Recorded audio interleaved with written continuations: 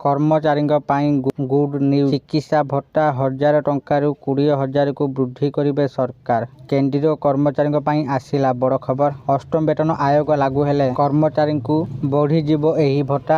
ଆସନ୍ତୁ ଆମେ ଆଜି ଏହି ନୂଆ ଅପଡେଟ୍ ବିଷୟରେ ଜାଣିବା ଏହି ଭିଡ଼ିଓ ମାଧ୍ୟମରେ। ତେଣୁ ଭିଡ଼ିଓକୁ ଆରମ୍ଭ କରିବା ପୂର୍ବରୁ ଆପଣ ସମସ୍ତଙ୍କୁ ଅନୁରୋଧ, ଯେଉଁମାନେ ଏପର୍ଯ୍ୟନ୍ତ ଆମ ଚ୍ୟାନେଲକୁ ସବସ୍କ୍ରାଇବ୍ କରିନାହାନ୍ତି ଆପଣମାନେ ଏବେ ହିଁ ଆମ ଚ୍ୟାନେଲକୁ ସବସ୍କ୍ରାଇବ୍ କରନ୍ତୁ ଆଉ ଏହି ଭିଡ଼ିଓକୁ ବହୁତ ମାତ୍ରାରେ ଲାଇକ୍ ସେୟାର କମେଣ୍ଟ କରନ୍ତୁ।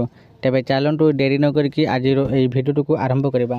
ଅଷ୍ଟମ ବେତନ କମିଶନ ସମ୍ପର୍କରେ କର୍ମଚାରୀଙ୍କ ଦାବି ତୀବ୍ର ହୋଇଛି। CGHS ନଥିବା କ୍ଷେତ୍ରରେ FMA 1000ରୁ 20,000କୁ ବୃଦ୍ଧି କରିବାର ପ୍ରସ୍ତାବ ସବୁଠାରୁ ଚର୍ଚ୍ଚିତ ପ୍ରସଙ୍ଗ। କର୍ମଚାରୀ ସଂଗଠନଗୁଡ଼ିକ ଉନ୍ନତ ଚିକିତ୍ସା ସୁବିଧା ଏବଂ ଫିଟମେଣ୍ଟ ଫ୍ୟାକ୍ଟର ଉପରେ ସ୍ପଷ୍ଟ ନିଷ୍ପତ୍ତି ଚାହାନ୍ତି। ଗତ ନଭେମ୍ବରରେ କେନ୍ଦ୍ର ସରକାର ଅଷ୍ଟମ କେନ୍ଦ୍ରୀୟ ବେତନ କମିଶନ ପାଇଁ ସର୍ତ୍ତାବଳୀ ଜାରି କରିବା ପରଠାରୁ ଅନେକ କର୍ମଚାରୀ ପ୍ରତିନିଧି ସଂଗଠନ ଚିନ୍ତା ପ୍ରକାଶ କରିଛନ୍ତି ଯେ ସେମାନଙ୍କର ଅନେକ ପ୍ରମୁଖ ଦାବିକୁ ଚୂଡ଼ାନ୍ତ ଢାଞ୍ଚାରେ ସ୍ପଷ୍ଟ ଭାବରେ ସମ୍ବୋଧିତ କରାଯାଇ ନାହିଁ। ଅଷ୍ଟମ ବେତନ କମିଶନ ପ୍ରକ୍ରିୟା ତ୍ୱରାନ୍ୱିତ ହେବା ସହିତ କେନ୍ଦ୍ର ସରକାରୀ କର୍ମଚାରୀ ଏବଂ ପେନ୍ସନଭୋଗୀଙ୍କ ମଧ୍ୟରେ ଆଶା ବୃଦ୍ଧି ପାଉଛି। ଏଥର ଆଲୋଚନା କେବଳ ଫିଟମେଣ୍ଟ ଫ୍ୟାକ୍ଟର କିମ୍ବା ମୌଳିକ ଦରମାରେ ପରିବର୍ତ୍ତନ ପର୍ଯ୍ୟନ୍ତ ସୀମିତ ନୁହେଁ। ଏକ ପ୍ରମୁଖ ପରାମର୍ଶ ହେଉଛି ସ୍ଥିର ଚିକିତ୍ସା ଭତ୍ତା ପ୍ରତି ମାସ 1000 ଟଙ୍କାରୁ 20,000 ଟଙ୍କାକୁ ବୃଦ୍ଧି କରିବା। ବିଶେଷ କରି କେନ୍ଦ୍ର ସରକାରୀ ସ୍ୱାସ୍ଥ୍ୟ ଯୋଜନା ନେଟୱାର୍କରେ ଅନ୍ତର୍ଭୁକ୍ତ ନଥିବା କର୍ମଚାରୀ ଏବଂ ପେନ୍ସନଭୋଗୀଙ୍କ ପାଇଁ। ଗତ ବର୍ଷ ଜାନୁଆରୀ ମାସରେ କେନ୍ଦ୍ର ସରକାର ଅଷ୍ଟମ ବେତନ କମିଶନ ଗଠନ ଘୋଷଣା କରିବା ପରେ କର୍ମଚାରୀ ସଂଗଠନଗୁଡ଼ିକ ସରକାରଙ୍କ ନିକଟରେ ସେମାନଙ୍କର ଦାବି ଉପସ୍ଥାପନ କରିବା ଆରମ୍ଭ କରିଥିଲେ।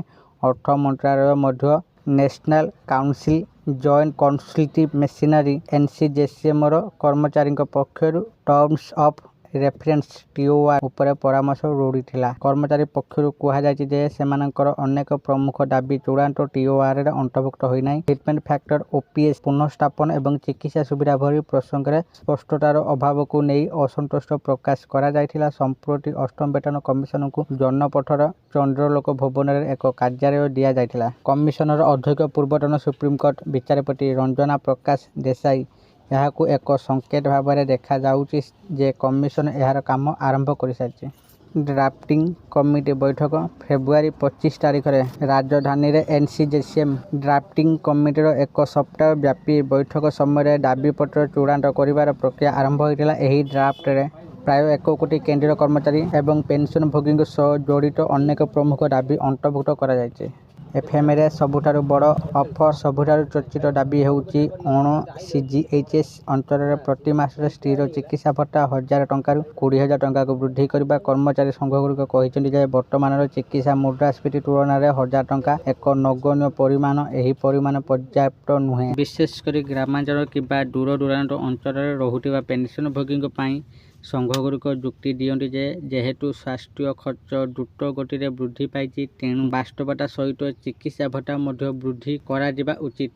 ସମସ୍ତଙ୍କ ନଜର ଏବେ ଅଷ୍ଟମ ବେତନ କମିଶନର ଆନୁଷ୍ଠାନିକ କାର୍ଯ୍ୟାନୁଷ୍ଠାନ ଏବଂ ଏହାର ସୁପାରିଶ ଉପରେ। ଯଦି ପ୍ରତି ମାସରେ FMAକୁ 20,000କୁ ବୃଦ୍ଧି କରିବା ଭଳି ଦାବି ଗ୍ରହଣ କରାଯାଏ ତେବେ ଏହା ଏକ ବଡ଼ ଆଶ୍ୱସ୍ତି ପ୍ରମାଣିତ ହୋଇପାରେ, ବିଶେଷ କରି ଅଣ CGHS ଅଞ୍ଚଳରେ ରହୁଥିବା ପେନ୍ସନଭୋଗୀଙ୍କ ପାଇଁ। ବର୍ତ୍ତମାନ କର୍ମଚାରୀ ସଂଘଗୁଡ଼ିକ ସେମାନଙ୍କର ଏଜେଣ୍ଡାକୁ ମଜବୁତ କରିବା ପାଇଁ କାମ କରୁଛନ୍ତି। ଆଗାମୀ ମାସଗୁଡ଼ିକ ପ୍ରକାଶ କରିବ ଯେ ସରକାର ଏହି ଦାବିଗୁଡ଼ିକୁ କେତେ ପରିମାଣରେ ଗ୍ରହଣ କରନ୍ତି ଏବଂ ଅଷ୍ଟମ ବେତନ କମିଶନ କର୍ମଚାରୀଙ୍କ ଆଶାକୁ କେତେ ଭଲ ଭାବରେ ପୂରଣ କରେ।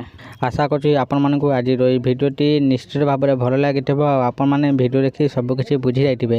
ଯଦି ଆପଣମାନଙ୍କୁ ଏହି ଭିଡ଼ିଓଟି ଭଲ ଲାଗିଥାଏ ଦୟାକରି ଏହି ଭିଡ଼ିଓକୁ ବହୁତ ମାତ୍ରାରେ ଲାଇକ୍ ସେୟାର କମେଣ୍ଟ କରନ୍ତୁ ଆଉ ଯେଉଁମାନେ ଏପର୍ଯ୍ୟନ୍ତ ଆମ ଚ୍ୟାନେଲକୁ ସବସ୍କ୍ରାଇବ୍ କରିନାହାନ୍ତି ଆପଣମାନଙ୍କୁ ଅନୁରୋଧ ଆପଣମାନେ ଏବେ ହିଁ ଆମ ଚ୍ୟାନେଲକୁ ସବସ୍କ୍ରାଇବ୍ କରନ୍ତୁ। ଆଜି ପାଇଁ ଏତିକି, ପୁଣି ଦେଖା ହେବ ଆଉ ଏକ ନୂଆ ଭିଡ଼ିଓରେ। ସେତେ ପର୍ଯ୍ୟନ୍ତ ମୁଁ ଦୀପୁ ଆପଣମାନଙ୍କଠାରୁ ବିଦାୟ ନେଉଛି। ରହୁଛି, ଧନ୍ୟବାଦ।